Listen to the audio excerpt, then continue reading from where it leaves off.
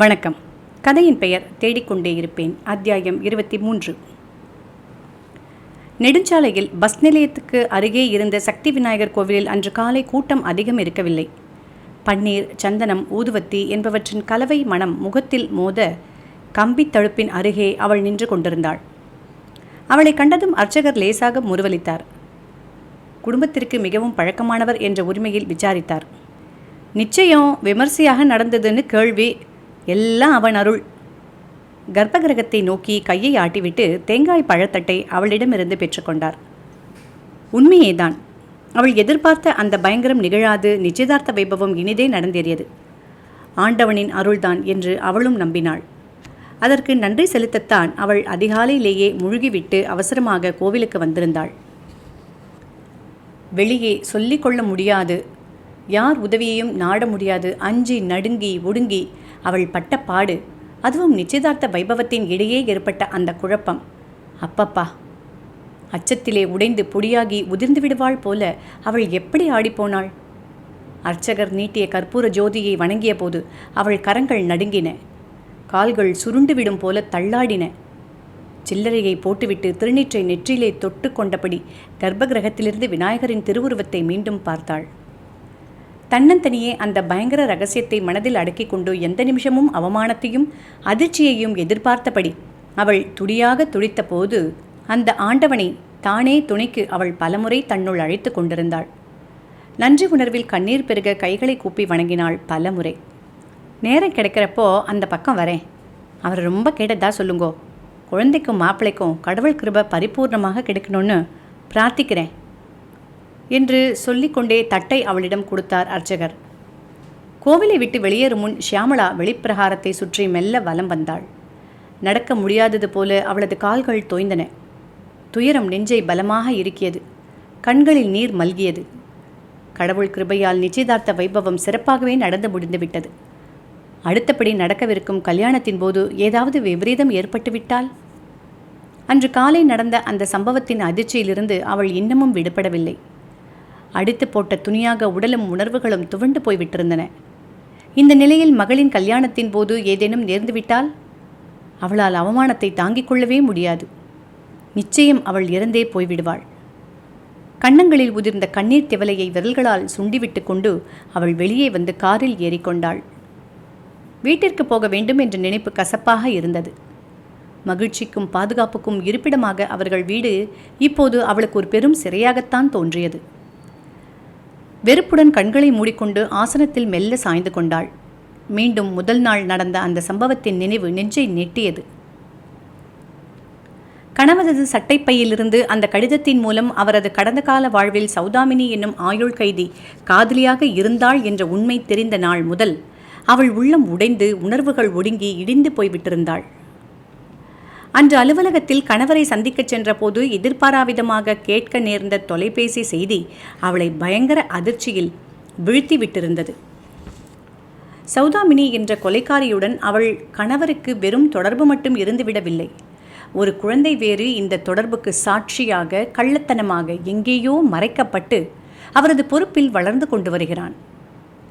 இதை மனைவியிடம் இவ்வளவு காலம் மறைத்து வைத்திருக்க வேண்டுமென்றால் அவர் அந்த சௌதாமினியை எவ்வளவு ஆழமாக நேசித்திருக்க வேண்டும். அவளது கைப்பட எழுதிய கடிதம், தொலைபேசியில் கேட்ட அந்த கடும் குரல் இரண்டுமே அவள் ஒரு பெரும் சண்டைக்காரி என்று தெரிவித்தன. ஒரு காலத்தில் தனக்கும் அவருக்கும் இடையே இருந்த தொடர்பை அவள் புதுப்பித்து கொள்ள முயலலாம், அல்லது தன் மகனுக்கும் சொத்தில் உரிமை கோரி வம்பு செய்யலாம். எல்லாவற்றையும் அம்பலப்படுத்தி சம்பந்தி முன்னால் ஊரார் எதிரில் அவமானப்படுத்தி விடலாம். அந்த கொடுமைக்காரி என்ன செய்ய உத்தேசித்திருக்கிறாளோ கடவுளே! சதா அதே எண்ணத்தில் ஷியாமளா சௌதாமினியை நினைத்து நடுங்கிக் கொண்டிருந்தாள். நிச்சயதார்த்தம் நெருக்கத்தில் இருக்கும் சமயத்தில் இப்படி ஒரு அசம்பாவிதம் நடக்க வேண்டுமா? அந்த ஆத்திரக்காரி அவர்களது வீட்டை தேடிக்கொண்டு நிச்சயதார்த்த நாளன்று வந்துவிட்டால் ஐயோ, ஏகாம்பரம் அதை எப்படி சமாளிப்பார்? பலவும் எண்ணி குமைந்தாள். தனது ஒரே மகளின் நிச்சயதார்த்த வைபவத்தை இவ்வளவு செலவழித்தும் ஆனந்தமாக உற்சாகமாக கொண்டாட முடியாது. அஞ்சிக்கொண்டு நாளின் பொழுதை நரகவேதனையாக கழித்தாள். நிச்சயதார்த்தத்தின் போது சம்பிரதாய சடங்குகள் நடத்தி கொண்டிருந்த சமயம் அவளுக்கு சிறிதும் அமைதி இருக்கவில்லை. வாயிற்புறமே கண்ணாக கலவரத்துடன் இங்கும் அங்கும் வளைய வந்து கொண்டிருந்தாள். இடையே சமையல்காரருக்கு தேவையான பொருள்கள் கிட்டினவா என்று மேற்பார்வையிட அவள் கொஞ்ச நேரம் பின்கட்டிற்கு போக நேர்ந்தது.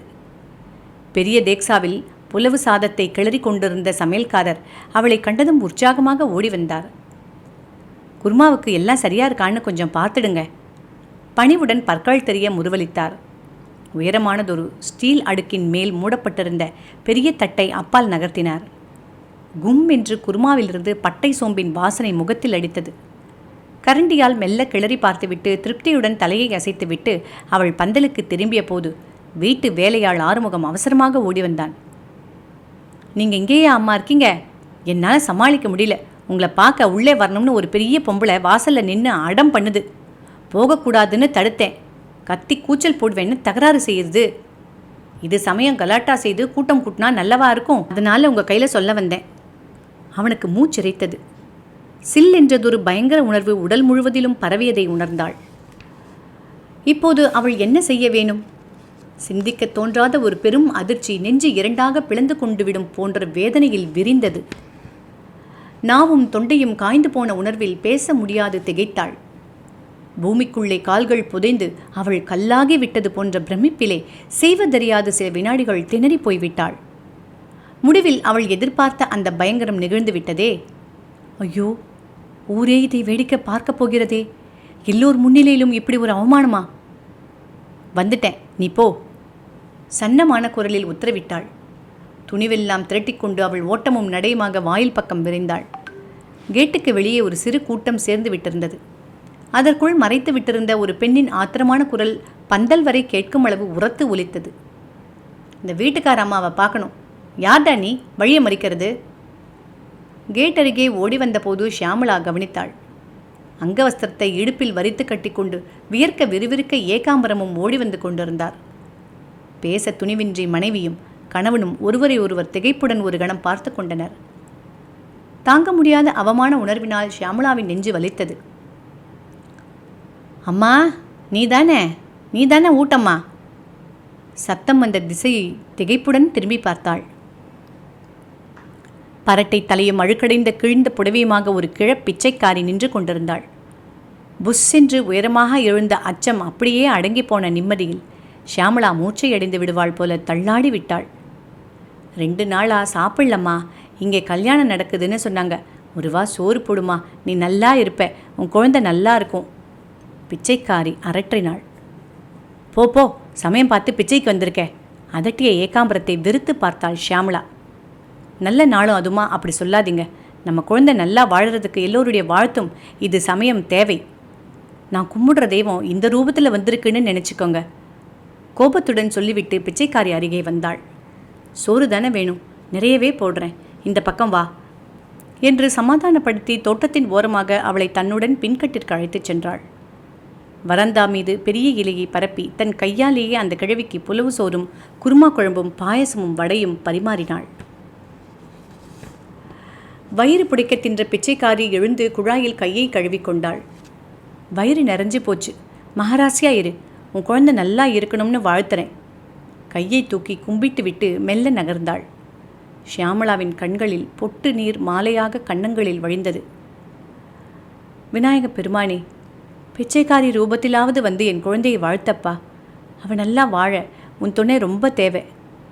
இன்னை பொழுது எந்தவித குழப்பமும் இல்லாமல் நல்லா போனா உன் கோயிலுக்கு வரேன்ப்பா.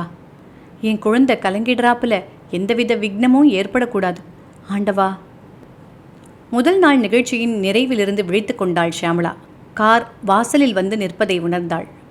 கண்களில் கனத்து கொண்டு வந்த கண்ணீரை சமாளித்தபடி இறங்கினாள்.